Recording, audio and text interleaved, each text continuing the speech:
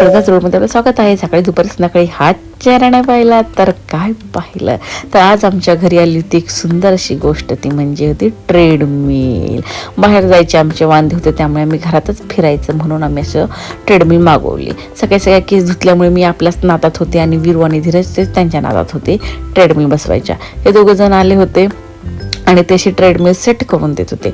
बघत आता किती दिवसांनी मुहूर्त लागतो ह्या ट्रेडमिलला आणि किती वजन कमी होते काय माहिती. विरू तर आनंद घेत होता, त्याला कळत होतं की काहीतरी मस्तपैकी आलेला आहे. मग तो जो आला होता ट्रेडमिल काय म्हणतात त्याला चालू करून देणार, त्याने सगळं सांगितलं धीरजनं की कसं कसं करायचं काय काय करायचं. की धीरज म्हणली ओके तू जा, आता मी फिरतो त्याच्यावरती.